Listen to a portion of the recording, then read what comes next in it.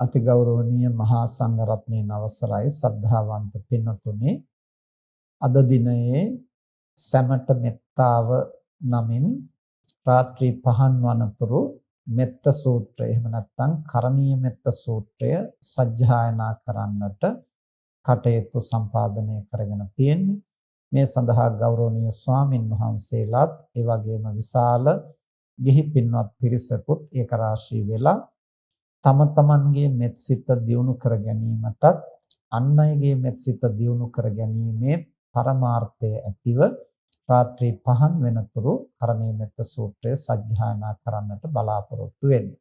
ඉතින් මෙහිදී අපි සාමාන්‍යයෙන් පිරිතක් කියනවට වඩා වෙනසක් තියෙනවා. අපි පිරිතක් කියනකොට අනිත් අයට ආශිර්වාද පිණිස අපි නිවැරදිව වචන ටික උච්චාරණය කරලා කරුණා මෛත්‍රියෙන් ඒක සජ්ජායනා කළාම අනිත් අයට ඒකෙන් පිහිටක් ආශිර්වාදයක් ලැබෙනවා.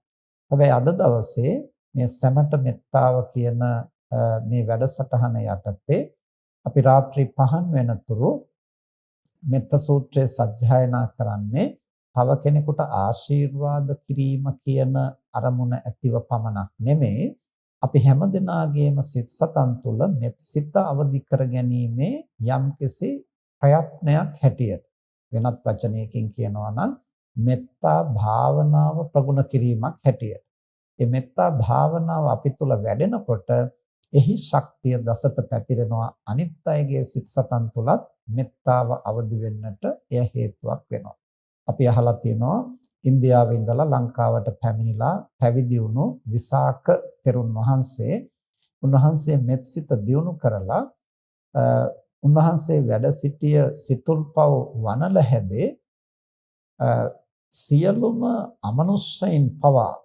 ඒ විසාක තෙරුන් වහන්සේගේ මෙත්සිතේ බලය නිසා ඒ අය ගැටෙන්නේ නැතිව ඔවුනොන්ට මිත්‍රශීලීව කටයුතු කළා. ඒ නිසා උන්වහන්සේ ඒ වනල හැබෙන් නික්ම යන්නට සූදානම් වෙනකොට දේවතාවු හඬා වැළපිලා උන්වහන්සේට ආරාධනා කරනවා වඩින්න එපා මෙහි රැඳෙන්න කියලා. එතකොට විසාක තෙරුන් වහන්සේ අනිත් අය සුවපත් කරන්නට කියලා විශේෂයෙන් ආශිර්වාද කරන්නට කියලා මොකුත් කළේ නැහැ.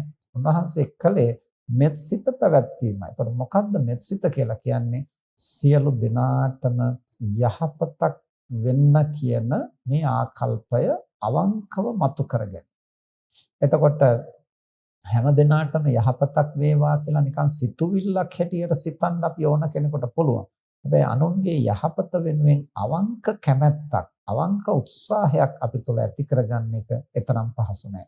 ඒ නිසා අද රාත්‍රී පහන් වෙනතුරු මේ මෙත්ත සූත්‍රය සජ්ජායනා කරනකොට තමන්ගේ හඬ අනිත් අයට ඇහෙනවද? තමන්ට මයික් එකක් තියනවද? තමන්ගේ හඬ ස්පීකරෙන් ඇහෙනවද? බෆල් එකෙන් ඇහෙනවද කියන එක තරම් වැදගත් කාරණයක් නෙමෙයි. තමන් හුඟක් සද්දට කියනවද, හිමින් කියනවද කියන එක තරම් ගැටලුවක් නෙමෙයි. කෙසේ හෝ තීන මිද්දය යටපත් කරගෙන හොඳ සිහිනුවණින් යුක්තව හයියෙන් හරි හිමින් හරි තමන්ට පුළුවන් ප්‍රමාණයට මෙත්ත සූත්‍රය නැවත නැවත සජ්ජායනා කරන්නට ඕන. වඩාම වැදගත් වෙන්නේ හොඳ සිහි කල්පනාවෙන් මේ මෙත්ත සූත්‍රයේ සෑම වචනයක් ගැනම සෑම පදයක් ගැනම එහි අර්ථය පිළිබඳව හොඳ හැඟීමකින් යුක්තව හොඳ අවබෝධයකින් යුක්තව සජ්ජායනා කරන්නට වෑයම් කරන්නට ඕන.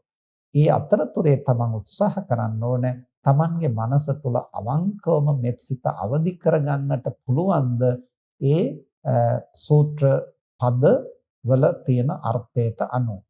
එතකොට අපිට ඒක දෙවිධයකින් කරන්නට පුළුවන්. අත්තානං රක්ඛන්තෝ පරං රක්ඛති පරං රක්ඛන්තෝ අත්තානං රක්ඛති කියලා බුදුහාමුදුරෝ දේශනා කළේ. අනුන් රකින්නට අවංකව හිතනකොට තමන් තුළ ඒ ගුණය මතුවෙනවා. තමන් තුළ ඒ ගුණය මතු කරගන්න ඕන කියලා අපි අවංකව හිතලා ඒ ගුණය මතු කරගත්තොත් ඒක අනුන්ට යහපතක් වෙනවා. ඉතින් දෙපැත්තෙන් කවර පැත්තක් ගැන හෝ අවධානය යොමු කරලා අවංකව මෙත්සිත අවදි කරගන්නට අද රාත්‍රී පහන් වෙන තෙක් තමන්ට හැකි හැම අවස්ථාවකම නිදිමත පාලනය කරගෙන උදාසීන බව දුරු කරගෙන සිහි කල්පනාවෙන් මෙත්ත සූත්‍රය සජ්ජායනා කරමින් ගෞරවනීය ස්වාමින් වහන්සේලා තුලත් ඒ වගේම ගිහි පින්වත් හැම දෙනා තුලම මෙත්සිත අවදි කරගන්නට මෙය හොඳ අවස්ථාවක් කරගන්නා හැටියට අපි ගෞරවනීය ස්වාමින් වහන්සේලාටත් පින්වත් ඔබ හැම දිනාටම මෙත් සිතින් යුක්තව ආරාධනා කරනවා. හැම දිනාටම තෙරුවන් සරණයි.